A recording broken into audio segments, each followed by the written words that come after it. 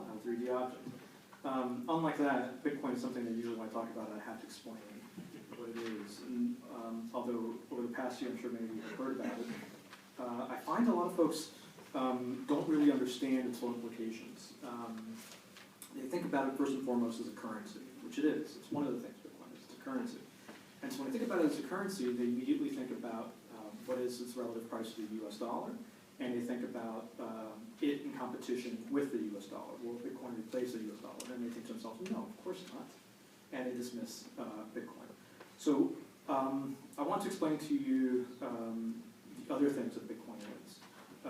Bitcoin is, most importantly, a protocol, right? It's just like HTTP is a protocol that allows for the web to occur. And below HTTP, there's TCP/IP, which runs the entire internet and allows for all the other things above it, like the web, like email, like newsgroups. Bitcoin is a protocol. And it allows for any number of new applications that are built on top of that protocol. So it's a platform. And I'm going to talk to you about a few of those protocols, or sorry, a few of those applications. The first and most obvious one is payments. Bitcoin really, it's a currency because you need some sort of unit to have exchanges of value. But really the best way to think about the first application we're seeing of Bitcoin is as a payment system. So what do I mean by a payment system? Things like Visa, MasterCard, PayPal, these are payment systems. And what they do is they allow two parties to exchange value electronically. Now, when we have cash, we don't need a payment system. The cash is the payment system, right? So if I have a $20 bill, and I hand it to Dan, Dan now has it, and I don't. And there's nobody between us, right? It's just us two. It's a transaction between just two people. And we can verify that transaction happened because I no longer have $20 and Dan now has it. It's anonymous because if we met in the park somewhere and I gave him $20, he gave me something in return, we split, went our separate ways, there's no record kept of that transaction. The time, the amount. There's no record kept of our identities. So that's a truly anonymous transaction. It's easily to verify because I have $20 anymore. Now, when you move to electronic payments, when you move to the online world, until the invention of Bitcoin, there was no way to have that kind of transaction online. Why is that? It's because of a problem a computer scientists call the double spending problem. And here's the double spending problem in a nutshell.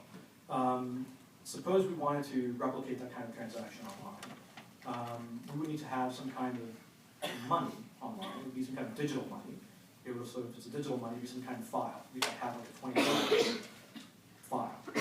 And when I wanted to pay Dan, I would send him the $20 digital file.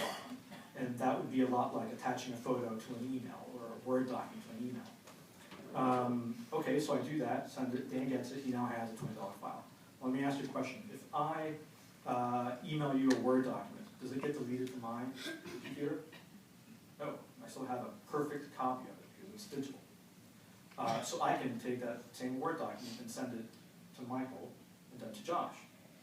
So if we had money that was digital in that way, I could spend the same $20 twice, or 3 times, or 1 million times. And so because of that, the only way we've been able to solve this problem and allow for electronic payments online is to employ a third-party intermediary. So somebody like Visa, PayPal, MasterCard. And what does it do? It stands between me and Dan. So now I want to pay Dan online. We need to have, by necessity, a third-party, PayPal, let's say. And when we each have an account with PayPal, we have balances. When I send Dan $20, PayPal deducts that from my account, adds it to his. And at the end of the day, the ledger reconciles to 0, right? And across all transactions, across all PayPal's customers, at the end of the day, transactions have to reconcile to 0. And that allows for online commerce. Bitcoin basically makes the cash transaction that I described at the beginning possible online. It makes possible the transfer value between just 2 people without a third-party intermediary, without a PayPal or a Visa. So how does that work? Well, there is still a ledger, in Bitcoin talk it's called a blockchain, but there's a ledger where all amounts exist that are associated with a person. And when I send money to Dan, it is taken away from my account, added to his, and the ledger at the end of the day reconciles to zero. But that ledger is not controlled, is not owned, is not managed by any one person or one company. It's not any one server, it's not any one building. It is distributed in a peer-to-peer fashion among all of the users of Bitcoin. And so in that way, it's completely decentralized. And so while we've had virtual currencies in the past, like Microsoft points and Facebook credits and airline miles, Bitcoin is the world's first completely decentralized digital currency. So there is no one company that's issuing the currency. It is completely decentralized. So why would you use Bitcoin? And why is it a disruptive technology as a payment system? I say there are three main reasons. I'll give you the two economic ones, and I'll give you a third sort of political one. The first reason is it's cheaper. Second is that it's faster. So what do I mean by cheaper? Well, when you are a business and you're accepting electronic payments, you're probably using something like Visa or MasterCard, some other credit card network. And first of all, to accept the electronic payments, you have to be accepted into that network. You need permission to join that network. You can be refused if you don't qualify because you don't do enough business or you're not creditworthy, whatever. You can be denied. But let's say you get in. When you get in, you pay a merchant fee for each transaction that you run through the system, that you charge your customer. You're paying, for small business, it could be 25 cents for each swipe of the credit card, plus 3 to 5% of the total of the transaction. Okay. When you have a small margin business, that can be a lot.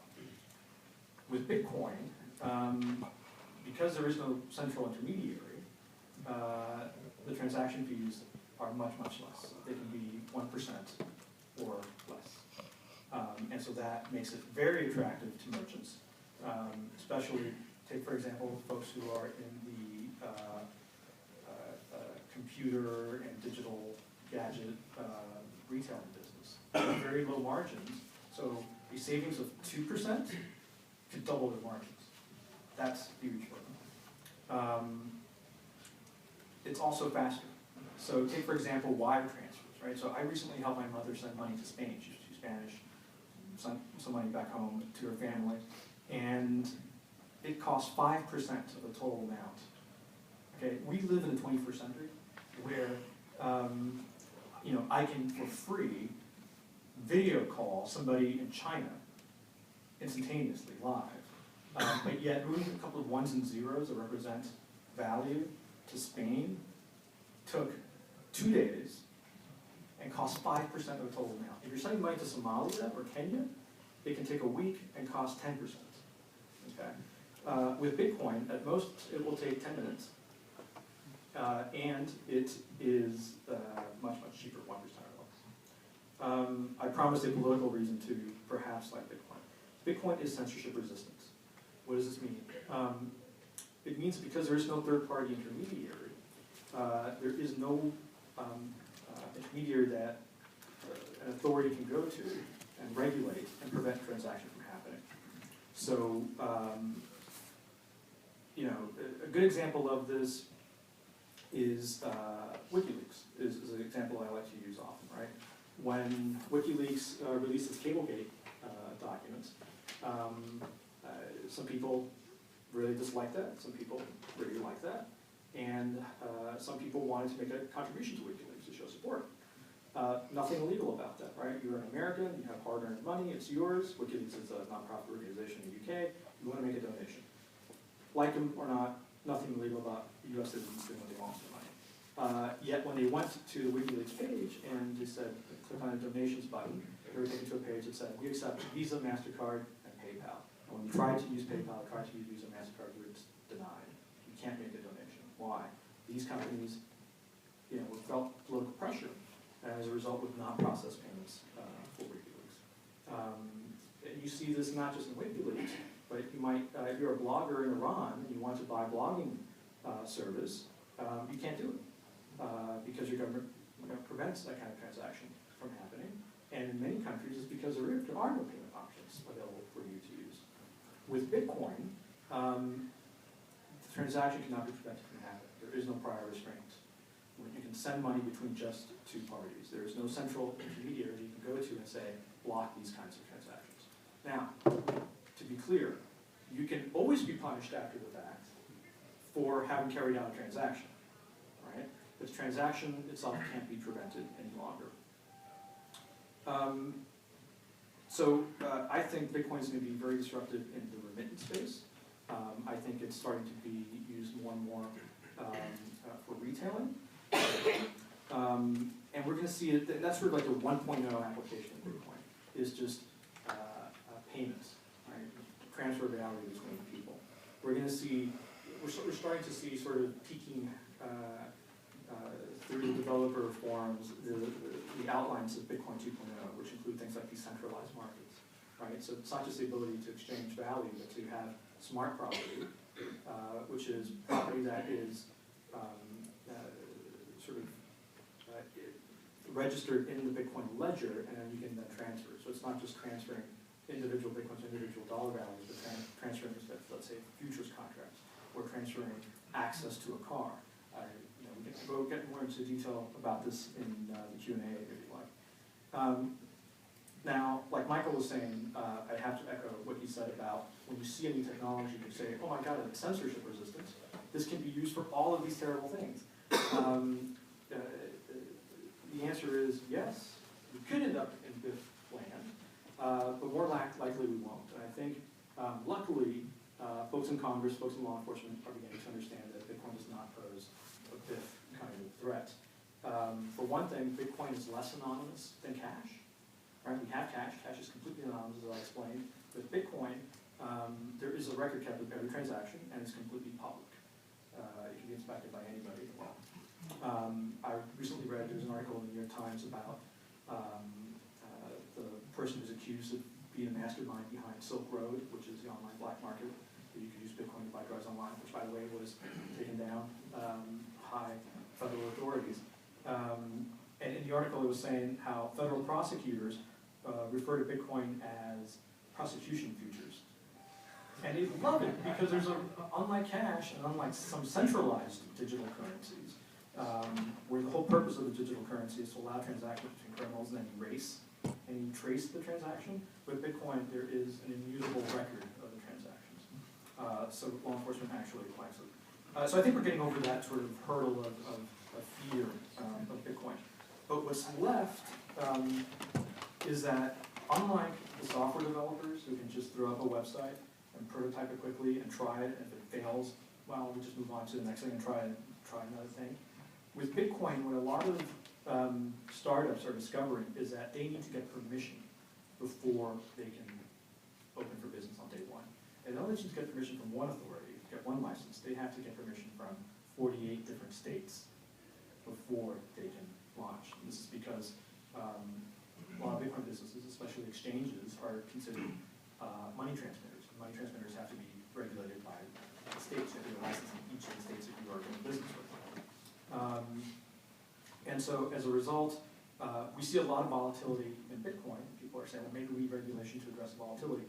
No, actually, volatility is caused by the fact that we have too much regulation, and as a result, it's very difficult for these companies to get licenses. And if they got licenses, they would open more exchanges would need more trading volume would be less volatility. I think we're starting to see, so New York next week will hold hearings on how to license Bitcoin businesses. Hopefully they'll have an enlightened approach to make it easy and most importantly certain about how to do it, and hopefully they'll open or show the path to the rest of the states. If not, money transmission licensing has really been an obstacle, not just to Bitcoin, it's financial innovation writ large. So Square, Stripe, these are new payment startups that are running into the same kind of trouble that Bitcoin is. And so it might come time at some point for the federal government to consider preempting state money transmission laws. Simply because if we have a commerce clause for any reason, it's to prevent these kinds of restraints on trade among the states. So I'll stop there, and please, in Q&A, I'll be happy to answer any of your main questions. Thanks, Jerry. I think we can open it up for questions. I'd like to kick it off with one, and that is, can you guys speak a little bit about what it means for a technology to really be disruptive? In other words, what's the difference between a truly disruptive technology and one that just incrementally improves on something that's come before? And it struck me during Michael's